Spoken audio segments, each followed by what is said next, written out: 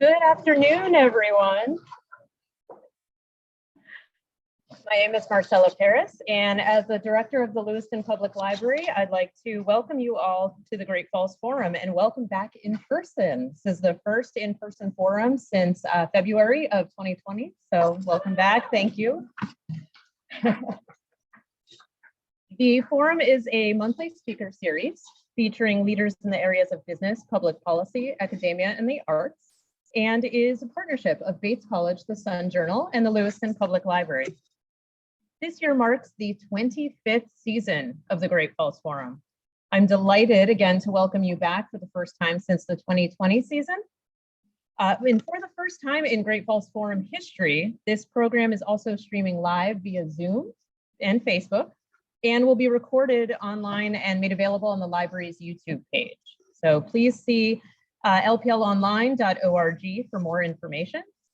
And please forgive any of our dust and a little bit of any technical difficulties that might come up. This is the first of these programs, so bear with us, and thank you again for letting us try this out. We're very excited for all the different ways that the program can reach the community. Please do mark your calendars for our next Great Falls Forum that will happen on Thursday, November 10th. That will be a panel discussion on overlooked stories and histories, African Americans in Maine. More information on that will be available soon.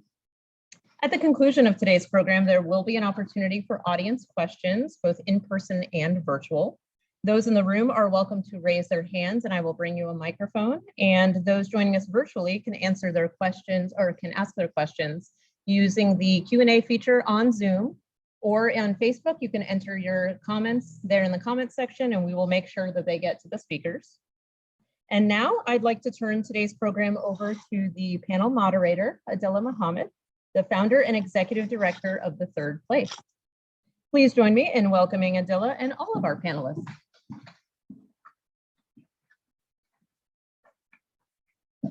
Thank you so much, Marcella. I'm so pleased to be here.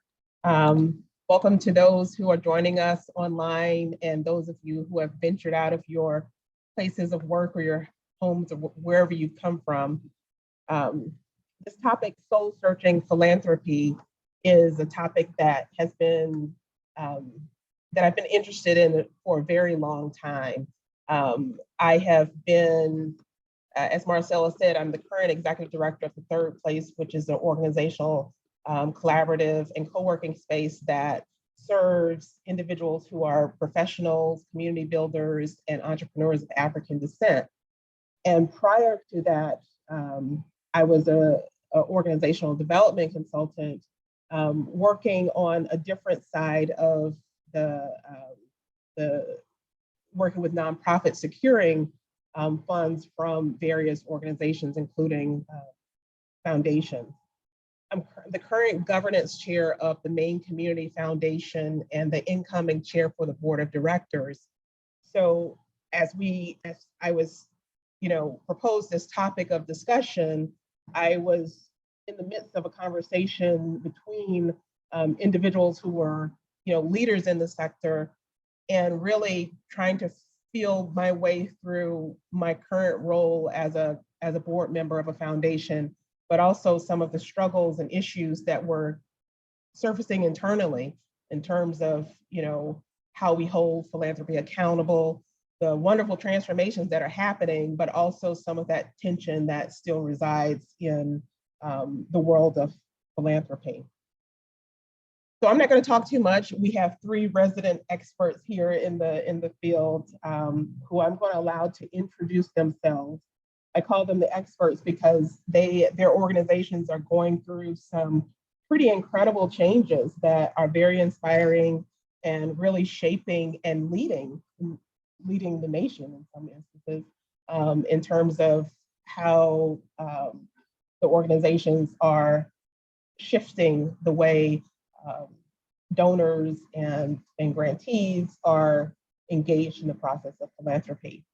So with that, I'll hand it over to you, Gabriella, to introduce yourself and tell us a little bit about your organization and background. My name is Adela.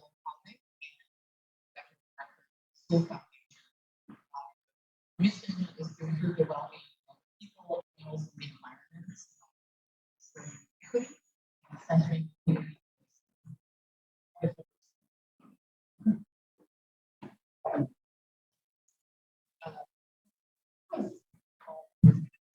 just going to stop there. Thank you, Adela. My name is Phil.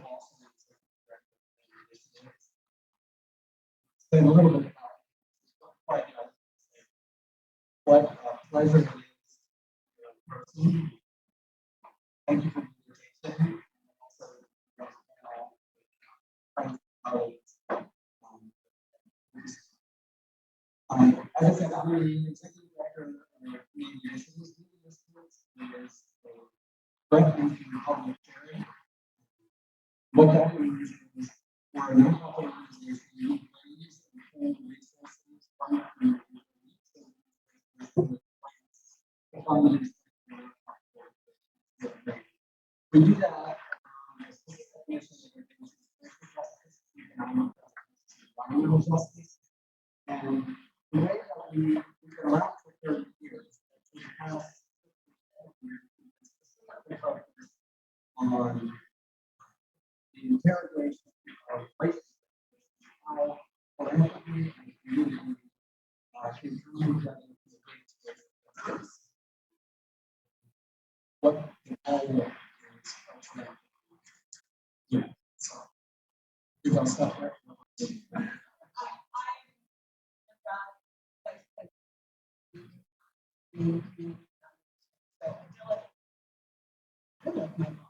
And I'm totally thrilled to be here with these fabulous people that I respect most in the field. I have a love for the field. Great moments are efficient, bringing people and resources together. Very much like the initiatives that were nonprofit. I describe us as having relationships with donors who want to who have money, and money over. Partnering us to work out or to support. Sometimes they need this money, or bring this money to scholarships or grants, and then we do some competitive programs. Or statewide organization and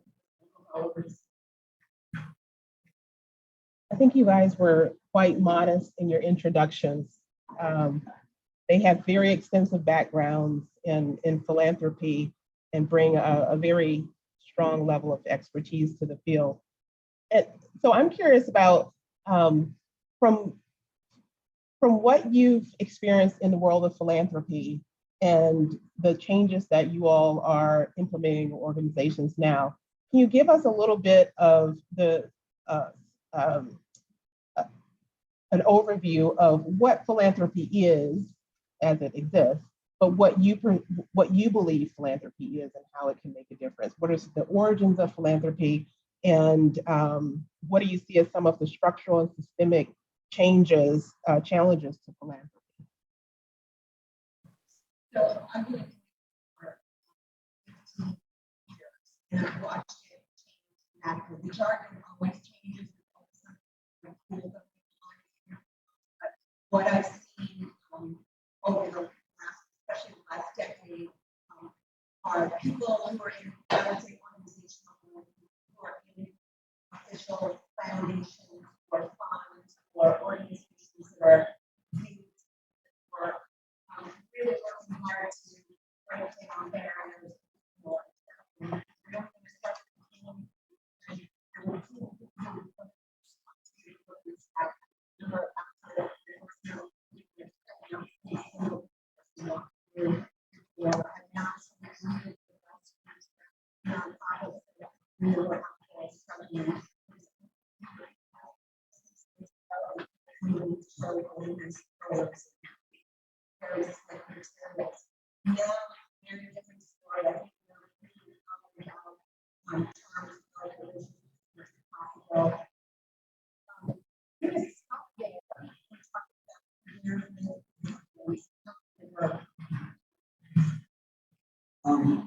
I guess if I'm going to start talking about what philanthropy is, let's start with a simple definition. Whenever I talk about philanthropy, and when people ask me what is philanthropy, as well, I always like to just go back to the history. Three groups are essentially works. I think a lot of times, but essentially it's about people come together to support other people in the community. And I think we discussed more structural and systemic and institutional needs to, if it's being honest, to be thinking about some of their policy.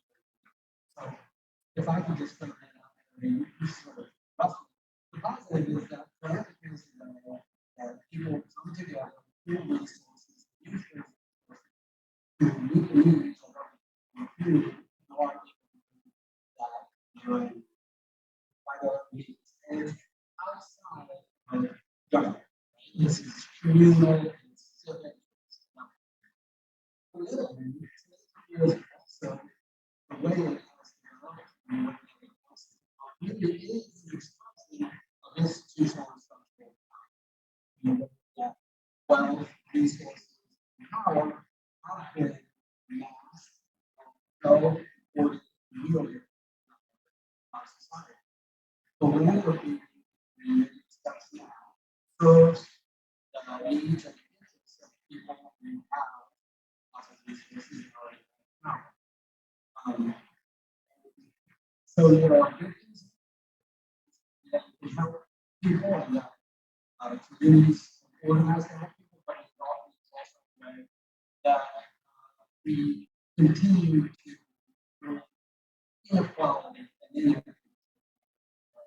I mean, I think all of us are engaged in the competition by the former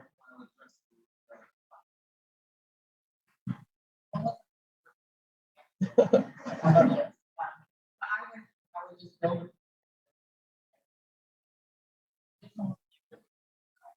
In the framework of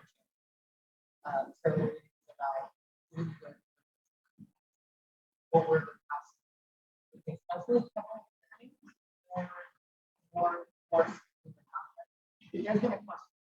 We were talking about how do you relate and therefore correct because you don't have so when you use someone as a promise, that is not definitely the money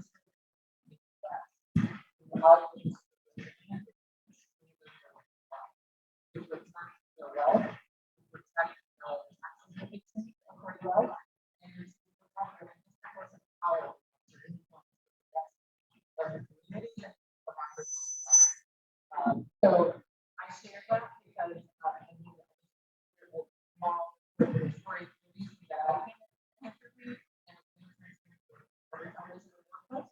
comfortable sharing publicly was because of my concern. I worked as a fancy for most of my career and worked in the organization with community organizers. And I was the executive director and 40-60% of my time in some of the funders who wanted to those models that had nothing to do with their reality.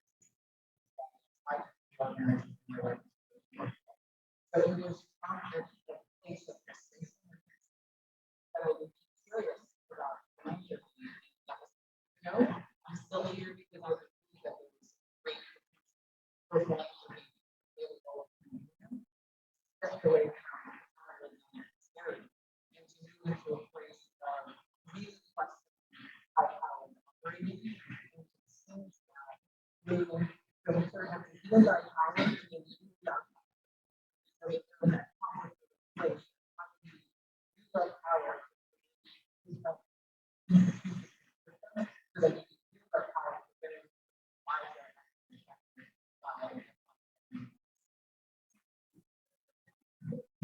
I want to make sure we make the distinction what I started as formal, which is and you recognize that people without a tremendous amount of means have been very travel for years and years and years. And you can go into small poor communities. I grew up in a community where people have kitchen units to raise money for people's rent. That's exactly what we're talking about. We're talking about these organizations that are really driven by people who have tremendous amount of wealth, usually from 1900s, 1800s, sometimes more now, who have set up these foundations. So we're not going to go into different kind of things. The wonderful thing that's happening now is that institutional or organizational is paying more attention to the way other communities people are in here. And I had a chance to speak at one of the events once, and I just showed some slides of people of color and poor people who were demographic. And it's important for us to recognize that people are traveling without means. And then going back to the structural question that Adela mentioned, to me, they're not always possible to track is this power dynamic. Money is power. We never have enough money. And our struggle is always, how do we give out money to other people? How do we figure out who should get it? And how does it go out? How do we evaluate it? We've seen this trend in the field where people are so self-conscious of the power dynamic. We're not going to have control programs. We're not going to have applications. We're just going to give people money. It'll be easier. But that always goes back to still this embedded power dynamic.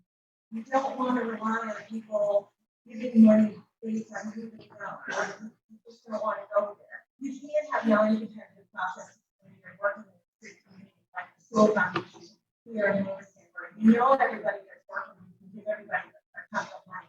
But for most of the time, it's always about this precious resource, money and power, and trying to figure it out, how to get it out there. And at the end of the day, you're always going to have somebody who's making decisions who have power, and hopefully they're thinking really critically about what kind of power they have and how to be best. There's such a delicate dance that you have to do, particularly in organizational philanthropy, between donor interests and the needs of the community. How are you as organizations overcoming that challenge of donors seeking with their own vision of where money should go, and balancing that with education of where it should go? How's your organization particularly tackling those issues? Yes, I'll go first. Since I know you might. I think this is the central question. Everybody was talking about, which is what's the relationship between money and power, and how do we think about that? How do we interrogate that before we take that? And then initiatives, our work is really trying to ask that question, right? We're we raise the money from the community. So from a private foundation, you don't have one single donor.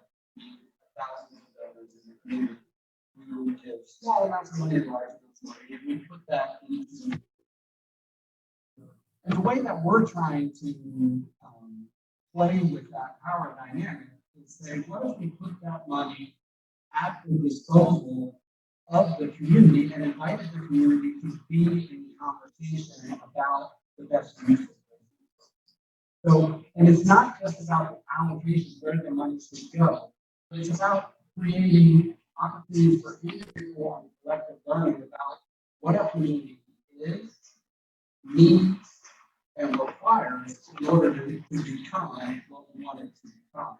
And if we can have a conversation that's bringing people together, creating opportunities for relationship building, individual and collective learning, and then allocating resources in support of those relationships and that learning, then the process of philanthropy really becomes a civic process and not just a process of allocating finance. So that's, we're trying to experiment with different ways to do that in the context of philanthropy, and I think that's what I'm I think it's interesting because it's representation. So the school foundation is the private. So we would have one. We follow the original intent. But really, once it is become a foundation, it's no longer the money. So we will really navigate that is the work of our board. Translating what that mission and value is. So we hire one of the kind of very different from what the media are doing. And working with them. So we have what I call a bunch of little bank accounts. There's 2,000 bank accounts that were established by donors. Some of them are really interested in working with us. They set their money up with us because they want us to share with them what we're seeing in the field. Introduce them to nonprofits community work that they're interested in. Others are like, leave me alone. I'm writing my check to my alma mater and West York University in Western County, and I'm good. For us, it's always it's a dance of thinking about how to engage. Most people who have funds with us come to us and not to Fidelity because they want that relationship with their underground knowledge that they can get from us. Or they know that their fees are going to go, the fees that they pay for the funds are going to go back out into the community. So our big thing is trying to educate donors, try to get them on board. One of the things that we did recently that I think is really cool is our of donor engagement created a donor champions group, and it was just a group of donors who were committed to supporting issues related to racial equity. And they get together and they learn. They are committed to making sure that they're supporting BIPOC organizations, but most importantly, they get together and have these learning conversations. And I sat in on one recently, and it was fascinating listening to them talk about their discomfort with their power and their wealth and how they try to manage it. So we're just always trying to kind of engage donors into thinking about the issues that we see are as important. And we do it all sorts of ways. There's that learning group. We have publications. We've got podcasts. We're always trying to throw information to them like, hey, this is a really important issue in Maine that you should be paying attention to. So there's not a great agenda. We're picking the issues that we think are most pressing in Maine and trying to direct their attention towards those issues. So the three of you represent a small segment of the philanthropic community in Maine, but a major segment indeed. As organizations, even amongst yourselves or other foundations throughout the state, what is it that you all are doing together that you're doing to help mobilize philanthropic resources? So I said that these are my favorite people. We work together a lot. The philanthropic community is, I was on a panel earlier this morning with Gabriela for the Maine Public Health Association. And I say this to people all the time. When I moved into philanthropy, I couldn't believe that I became part of this community of people who are just really nice. They're like the librarians of the nonprofit world. They're smart and nice, and they care about learning, and we're super collaborative. And so it's as simple as, Phil and I are part of a group that gets together quarterly just to talk about what's happening in the immigrant and refugee community. Some people pull money. Mostly it's about sharing what we're learning and what we're doing. So and then Gabriela's foundation has been very nice in giving the Maine Community Foundation money for a program that they thought was of value, or a program that we use to provide professional development. So we give each other money and we share information. Yeah, I second all of that. I think we have lots of working relationships between our organizations and with the broader context of institutional philanthropy here in Maine. I think I've been in Maine for 11 years, and I've been amazed at the growth and development of institutional philanthropy here. There are many more organizations and people doing work, and it is a really powerfully collaborative field. We are all engaged in the Maine Philanthropy Center, which is an association of philanthropic institutions and nonprofit organizations here in Maine. But I think there are ways that we formally partner with each other. One of the ways that Lelia referred to is the Immigrant and Refugee Funders Collaborative, which meets very regularly. And there are a variety of other funder collaboratives that brings foundations together across 3 or 4 sort of goals, sharing information about the work that we're doing, so we're not duplicating and we're being complementary. Learning together about the themes that we're trying to, all of us bring different areas of expertise, knowledge, and relationships, and so we come together to do those things. And then we are increasingly, and I think over the past 4 or 5 years, I can say this has really ramped up, increasingly doing coordinated and collaborative action, right? So coordinated action is where we're acting on a specific issue or in a specific place in a way that we're acting independently, but we're sharing information very much about, what we're doing so that we're getting the biggest efficiency and bang for the buck for the interventions that we're making. But we're also working collaboratively.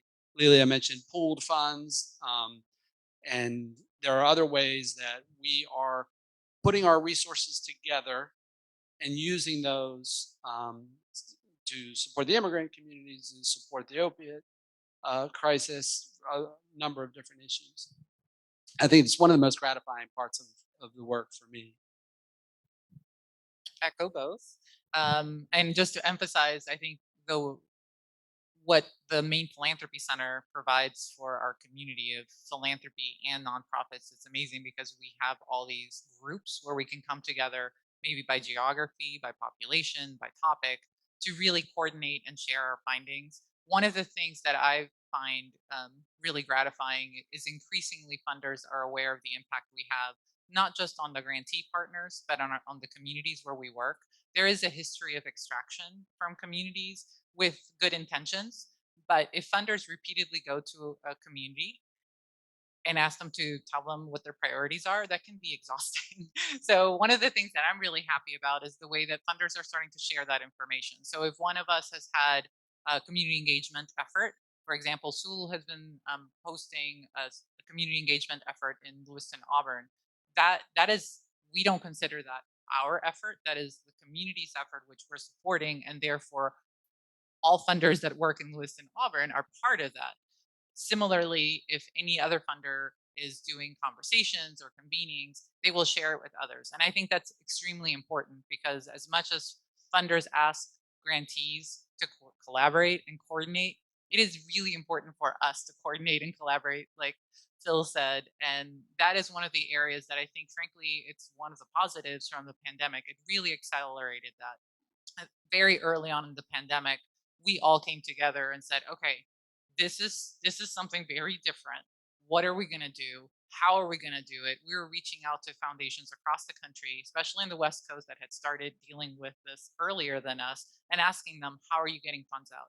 How are you hearing from community members what needs to be done? How can you expedite payments and money? How do you get masks and all these? I mean, so we were dealing with things that we had never had to do before, and that required going beyond the traditional vehicles. And so I think what Phil and Lelia were both saying, that, yes, we all really like each other and get along really well. And that works so that if somebody calls us and we are not able to fund them, we can recommend somebody else, and not just the name of the foundation, but to say, I can put you in contact with Phil or with Lelia or somebody in their staff. And we actually make that connection. Or we might actually call each other and say, hey, here's something, I'm not sure what we can do with it.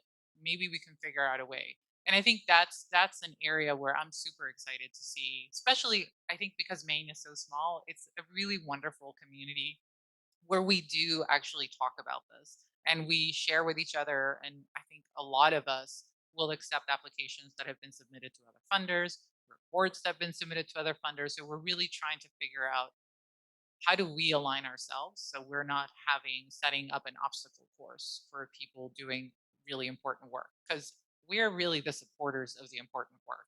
And that's an important sort of like reframing of philanthropy. We're the background. We're, the community organizations, they're the rock stars. We're backstage. And so I think that's a really helpful collaboration. Can I build on that? Absolutely. that part is really important. I think when we talk about philanthropy, oftentimes we talk about money and we're focused on money. But I think as somebody, I mean, all of us have long experience in philanthropy. Anybody who's been in philanthropy for any amount of time quickly comes to the realization that money is necessary but not sufficient, right? Money is absolutely necessary to get things done, but it can't get everything done. And so, if we are institutions that possess money, we need community partners because the things that actually get things done are knowledge, wisdom, lived experience, relationships, all of the human and social capital and assets that reside in community, in people, right? And so when Gabriela is talking about community leaders and community organizations who are the leaders and the actors, our challenge and our task as institutional philanthropy is how can we put money in the community in a way that supports, elevate, and uplifts those individuals and those organizations? And how can we put money in the community in a way that identifies, mobilizes, and leverages all those other assets that are required for the ends that we all seek? And I think it's important just to acknowledge putting money in a community is a political act. It is an intervention. It is a disruption. And it can be well intentioned. It can be seeking good, but if you do it poorly, you can really disrupt a community.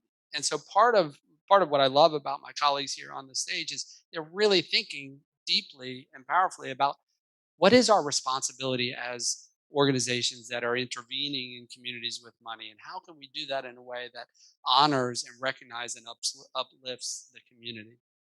And I think we're still sorting that out. I think we don't know the answers to that, but definitely we're having better conversations about it now than we were even 5 years ago. Yeah, my next question was going to be like, what more needs to be done? And it sounds like the piece around community leadership between the organizations is something that is potentially aspirational in the coming years. So yeah. So from your vantage point, we're going to try to bring it back to the local context now, and very local to Lewiston. From your vantage point, what are some of the most pressing needs in this area from the information and the grantees that you've heard that um, your organizations have been dealing with or helping to deal with?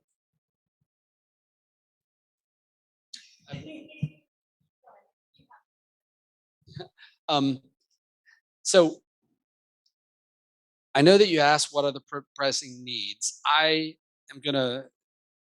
I'll accept that question, but I also want to amplify it, right? Because I think it's really important to understand, to think about communities, not just as having needs, but also as having capacities, having resources, having strengths, having opportunities, right? And I think here in the Lewiston Auburn area where uh, where we see opportunity, capacity, at the intersection of opportunity and needs.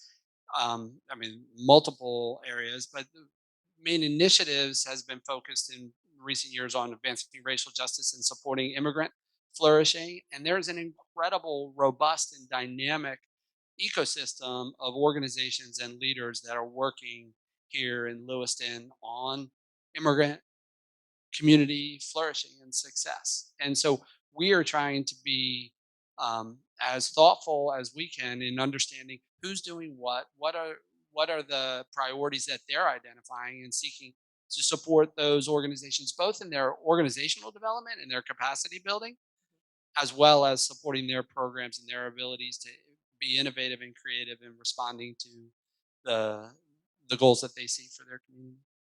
And Gabrielle, I know that the Sewell Foundation did an extensive amount of work in the Lewiston Auburn area.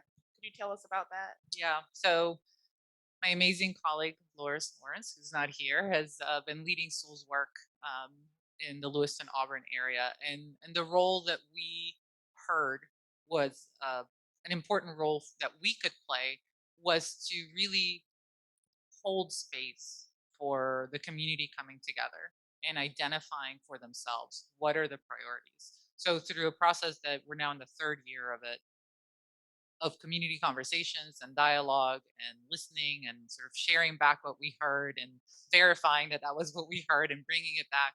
We are still hosting quarterly meetings with various groups around 5 different areas.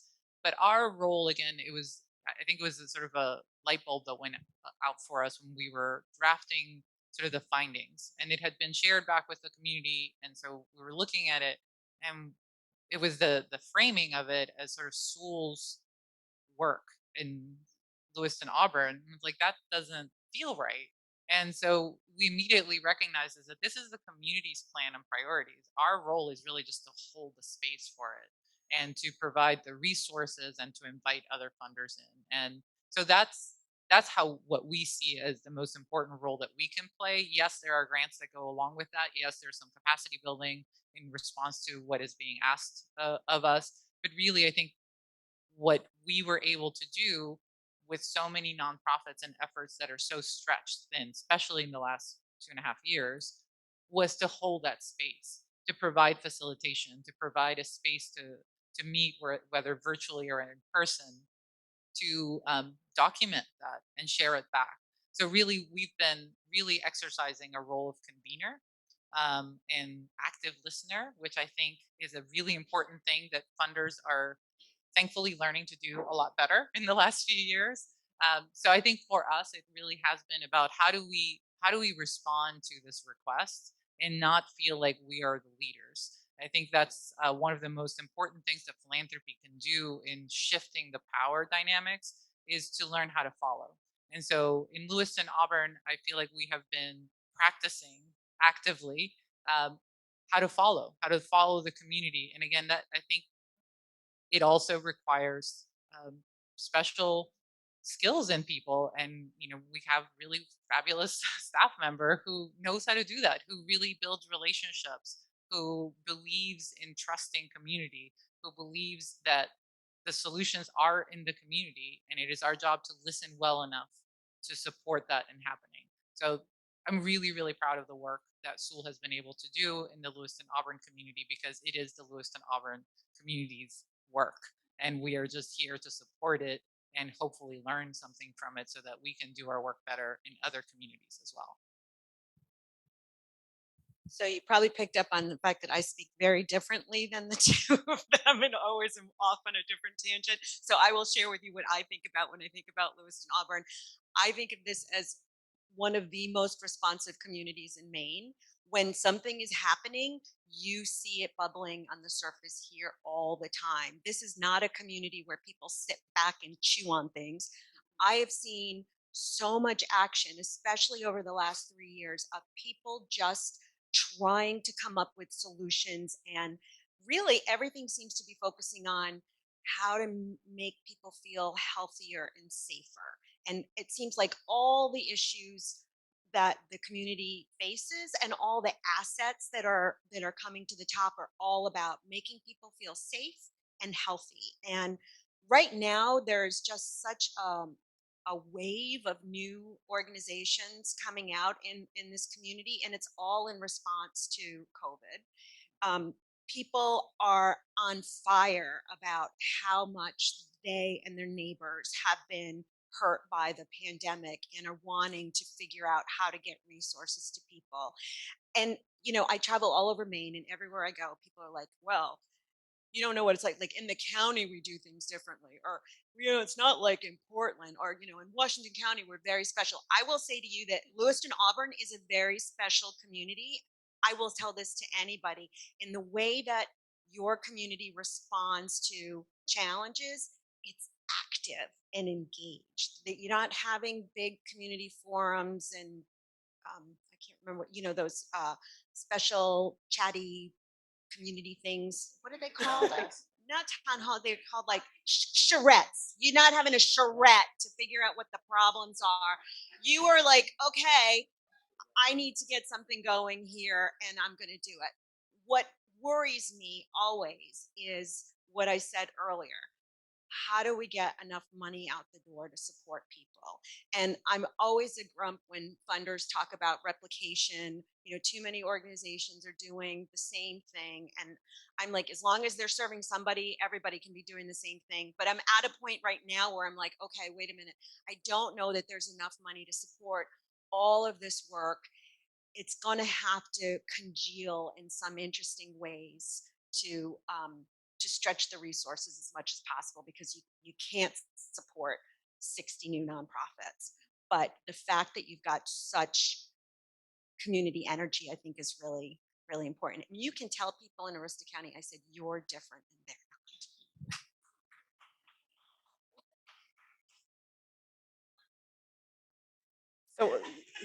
So, so we're coming up on the question and answer portion, but before we get there, I wanted to ask you all, where do you think philanthropy is going? We talked about the ways it's changing. Can you give us some insights into what's happening on the national scene? What do you see potentially being something on the horizon within the state of Maine? And if you want to talk about, you know, what are some things that are yet to be done in the Lewiston Auburn area? I know that's a lot, but wanted to fit that in. I'll start really simple. I'm very worried about where philanthropy is going right now. I am on the edge of my seat. We've had in the last 3 years such a wave of attention around equity and racial equity and disparities, and I'm worried that it's a fad that is going to go away. I'm worried that it's become the cool thing right now and people are going to be distracted and move on to something else. And we're not going to give it enough time for it to really take root. And I think that paying attention to racial equity is the key, the foundation to paying attention to equity in general. Once you get the racial equity patterns, then the class equity and gender equity, all that stuff is so much easier to see and grapple with. And so that's my concern: is this going to be a fad? The other concern I have is, and I referenced it earlier, this kind of swing of funders are talking about, you know, dismantling capitalism and, you know, giving the power away. And I'm like, you know what, at the end of the day, you're still the people who are writing the checks, and you need to focus on being fair about how you get the money out the door. So don't get all fancy about how you get the money out the door to pretend that you don't have the power. You still have the power. You can try to distribute more power, but you still have the money.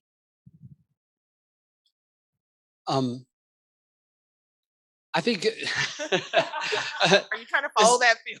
yeah, it's a big question. Well, hold on, let me say a couple things.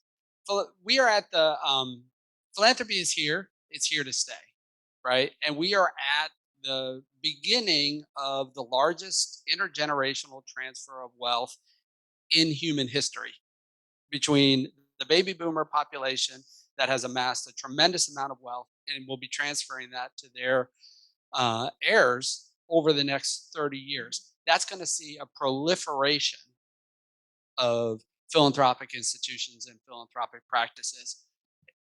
So the sector as a whole is going to get richer. So that is an economic fact, I think. I've been in the field for over 25 years, and it has changed dramatically in that time. And I think that pace of change of philanthropy is going to increase over the next 25 years. I think there are going to be really different ways to think about power and investment. And some of those are going to be good. Some of those have the potential to be really, really negative. We've seen just in the past month some transfers of massive amounts of wealth into very, very, very small niche interests with political interests. And that has the potential to disrupt the civic and the democratic conversation in our country. So I think the growth of philanthropy is going to happen. It could be positive. I think we do need to think about what are the potential negative impacts of privately held and privately controlled wealth on the body politic and the civic culture in our country. I am both really optimistic and really worried. and I'm not sure which way it's going to go. Like Phil, I hold a tremendous amount of concern about what the concentration of wealth and the growth of that concentration of wealth will do to democratic practices. It's not democracy when wealthy people can influence outcomes that much. So that's just at a sort of philosophical level. I also am concerned about what Lilia was talking about, and in fact, we already have seen this. There were so many promises and even commitments made, signatures signed for different types of racial justice funding, and they haven't come to be. So those commitments that were made 2 years ago, a fraction of them have been fulfilled. That is profoundly worrisome. That is unethical. That it was used, as Lilia said, to look good and to pat themselves on the back, and nothing has come to pass. We are still looking at a fraction of funding that goes to communities of color, to indigenous communities, to immigrant communities. I'm an immigrant from Peru, so the Latinx community gets under 1% of total philanthropic funding in this country. That's insane, given the population size. It is for Black, Indigenous, and people of color overall, it's under 10%, significantly under 10%. When you look at who leads foundations, as a Latina immigrant, I am under 1% of foundation executives. When you look at foundation boards, they are disproportionately white and wealthy. I'm talking about over 82%. So there is still a disproportionate representation of people who have historical power and wealth making decisions within the philanthropic field. We have to have, again, the question of democracy. You have to democratize representation and leadership within philanthropy. And you have to be concerned, even if people use the growing wealth as Phil referenced for good, philanthropy only exists because of inequity. So that is to me sort of the big conundrum that I keep going back to. And I'm very aware of that tension, that ethical tension of working in a field that is only possible because of extraction, exploitation, and vast inequity. Otherwise, we wouldn't have philanthropy. And as an immigrant, I will also share that philanthropy is not that big in other countries. Institutional philanthropy, not the personal philanthropy that Lilia commented on, which is a really important distinction. But institutional philanthropy is not as needed in other countries because the government provides basic needs. So I just have to also remind us that the reason that philanthropy exists in the US and is necessary for communities to meet their needs is because we're not meeting basic housing, education, health, hunger, all kinds of just essential human needs that globally are framed within a human rights framework. In this country, they are monetized and they must be purchased, which means that philanthropy has to come in and step in where there's that vast gap. So that is something that truly concerns me. If we're going to continue to view basic human needs and human rights as something that people have to monetize, we're not actually addressing racial inequity. We're not actually addressing intersectional inequity. We are simply putting Band-Aids on it. And those are green Band-Aids with money. I feel like you just like proposed another topic for another panel. So we're in the Q&A portion of the program, and we have the individuals online are able to, if you have any questions, to put those in the chat. But for those in the room, would you have any questions?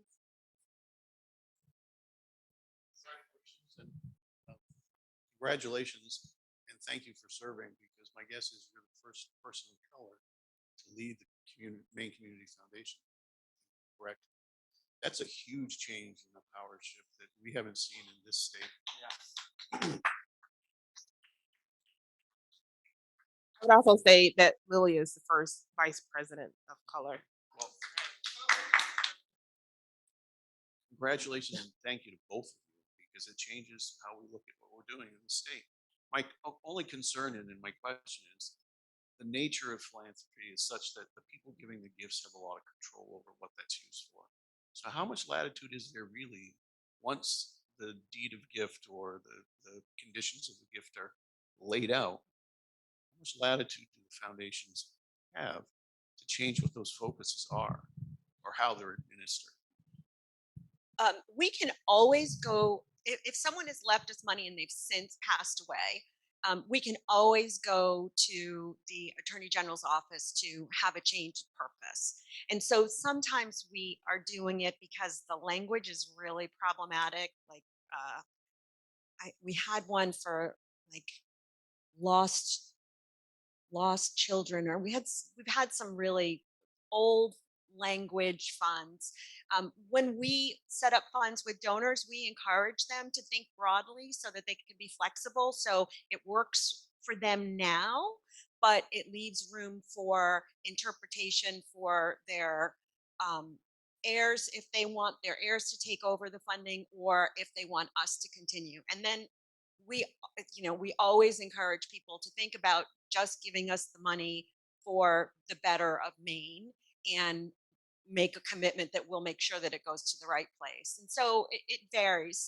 Some people are very specific. We have a scholarship for people who study orchids at UMaine, but then we have anybody who graduated from Lewiston High School. So it varies, but we try our best when we're setting up funds to work with the donors to educate them around that.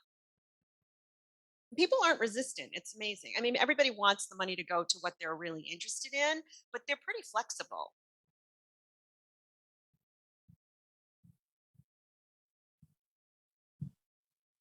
Hi, thank you so much for this rich discussion.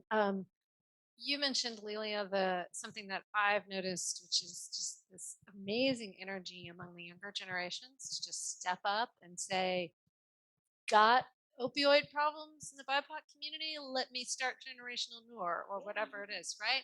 And I'm wondering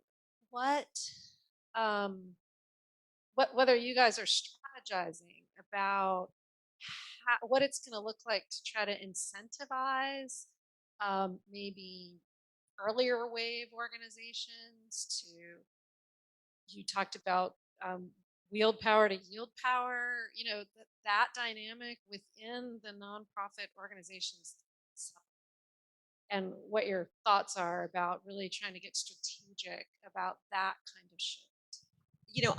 I'm just now becoming aware of. I met with the woman who founded Generational Noor the other day, and I've been reading applications this fall, and I just said at a meeting with Phil the other Tuesday, maybe, like, okay, we need to get together to talk about what's happening so we can strategize about how to help people, because it can be just some basic capacity building, like just giving people, nonprofit 101 training. It can be bringing money to get them together to share what's happening. It can be tagging on the work that Loris is doing with Sewell. We need to come up with some strategy. It's very new to me. I mean, this is a really important question, one that we think about a lot, and it sort of, a lot of times in philanthropy and in nonprofits, you hear questions about sustainability and emerging organizations and how are you going to make your organization sustainable.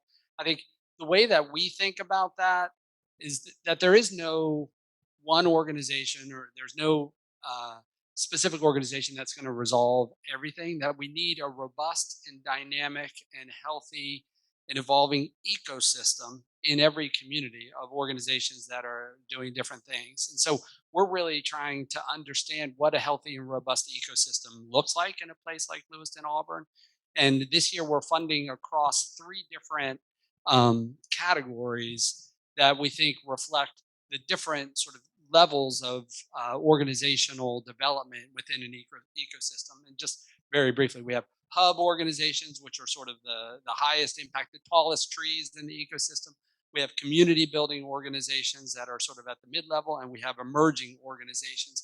And so we have different funding that goes to those 3 different areas, understanding that we need to be attentive to the full life cycle of organizations and the community of organizations within any specific place. We have a similar approach where we try to look at the whole picture in each area that we fund.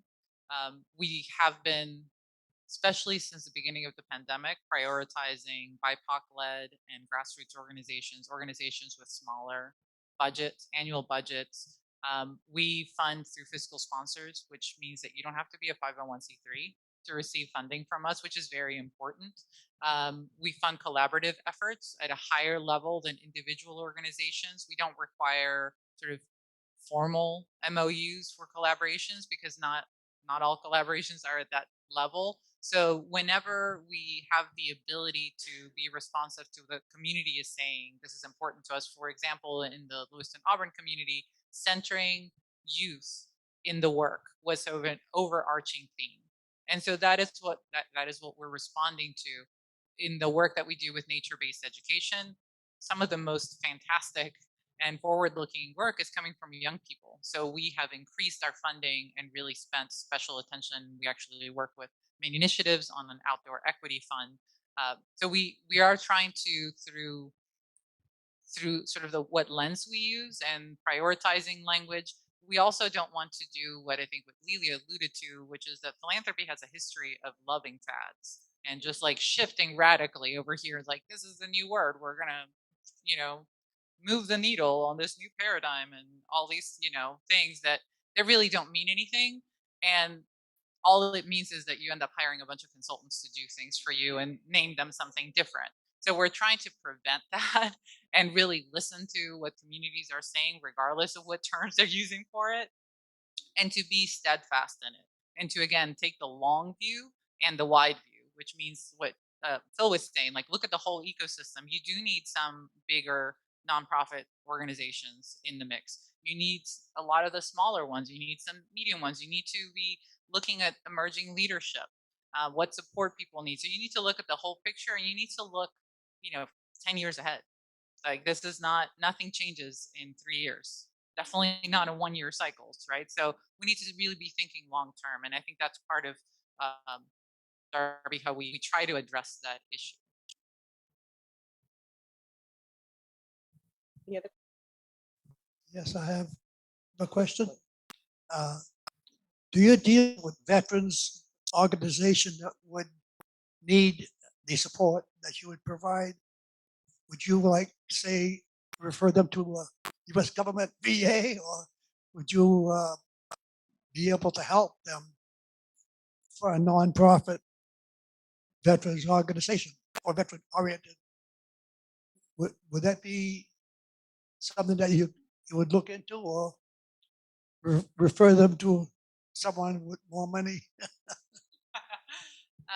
So for us, we have specific focus areas. So if it's, for example, within Lewiston, Auburn, or Washington County, or Katahdin, or our Wabanaki communities and tribal governments, we look at the whole spectrum of that community. So within those areas, we would be able to be responsive to those needs, but we don't have a specific focus area that just deals with veteran affairs or issues. But within those ecosystems, we would.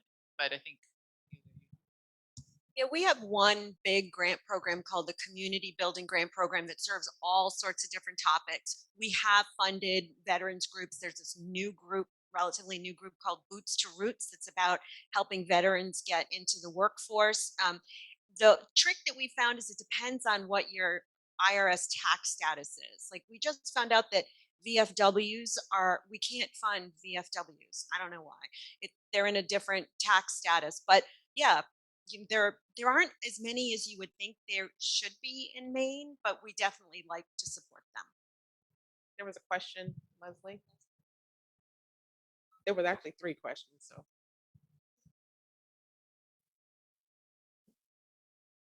You said we have time for one more? One more. Okay. Thank you all. As I said when I walked in the room, you guys are my favorite plumbers in the whole world. My question, a lot of what I'm hearing today, you can imagine I have a lot of questions, but a lot of what I'm hearing today is about how you look outward in the community. And I think that's really important for the audience you have here. How are you attending to some of these priorities internally? If you begin to change what the foundations do, how do you need to institutionalize that? And so what kind of inner work is going on to support that change? I can just say briefly, in terms of the focus on racial equity, we have really dug deep as we can, and I think we'll continue to dig deep, um, to to broaden the knowledge across our staff about what racial equity is about, what the realities of racial disparities are. We have learning groups, we have book groups, we have trainings, we do a lot of stuff internally with our board. But within the program department, we changed the rules about how we process grants and how we actually, there's our priority is to be out meeting people, not sitting in our office and having people come to us. So we have like kind of cultural rules and organizational rules that reflect some of the things that we're talking about. Yeah, this could be a whole nother hour, but it's a really important question. I think internally we think about board and staff composition and how does the makeup of our board and staff reflect the values and the work that we're trying to do. Also internally we think about organizational culture and how, like, what are the values that we're seeking to embody and how are those values expressed in how we're doing our work. And that's an alignment question, right? Are we doing things, as Leah just said, are we doing things in a way that is consistent with the end that we're trying to seek? Because there are a lot of practices that are really negative within philanthropy. And so interrogating how we're doing things, why we're doing them, and are they consistent with our organizational values is a constant conversation. Both. And I always think about what are the structures and the culture. Structures communicate culture and in a very invisible way. So for me, it all starts with values. And how do you translate those values into actions and into structures? And the structures mean like our grant applications, our job titles. So we have changed our job titles. We don't have program officers, we have community partners. That's something that our staff came up with. We asked our staff to think about what are your aspirational job descriptions, knowing what our mission is, and having been working with community, what do you think the best role you could play? So we've actually restructured ourselves. We have what we call a pod structure, and it's sort of a distributed decision-making structure. So we're not a little pyramid that gets bottlenecked with me at the top, but rather we are like a constellation based on our different functions that work in teams of staff members. It's been challenging remotely to do this, but what it has done, it has sparked and opened up a lot of staff creativity because everything isn't moving in one direction up towards the executive director. We understand power to be dynamic, and I believe that is one of the ways that we can change the culture of philanthropy and frankly, nonprofits in general to really think of power differently. So power isn't static within our organization. And we talk about if you have more responsibility for something, you should have more authority for it as well. So we try to think of that dyad. And it really challenges some of the traditional nonprofit and philanthropic practices of everything has to be decided by the ED or somebody in executive position. If it's somebody else who's going to be carrying out the bulk of the work, they should have the bulk of the decision making input. So that has been really wonderful for us. It has challenged a lot of cultural expectations about individuality as well. And how do we become focused on the collective work rather than individuals? Sometimes we talk about we don't want stars, we want constellations. And it really changes the way you work when you're not trying to outshine anybody, when you're talking about we're all in service of. So it really is a culture change for us. And our board has gone through some changes in terms of new bylaws and governance framework. And I could talk about this, like Phil said, forever. I think a lot about structure and culture. And frankly, I could spend an entire lifetime working on this. As an immigrant, there is so much unspoken in our structures and in our practices that tells so much about our history. The management model that is used in nonprofits that came from the business world originally came from slavery in this country. So understanding the history of our organizational practices is absolutely necessary for us to transform how we do our work. If we are functioning from structures that were created to oppress human beings and exploit human beings, how can we possibly work towards justice and liberation? So I love this question. Thank you, Leslie. I think it is one of the biggest challenges facing philanthropy is how to change our structures internally and the cultures that we come from. Well, maybe we need to put that on for the next series. I'm having a moment of regret. We're just about out of time, and we are I out of just time. don't want to leave you with the impression that I don't love Aroostook County. I just don't think they're special like you. Like I love Aroostook County for other reasons, but you have something completely different happening here. How's that? Well, thank you all so much.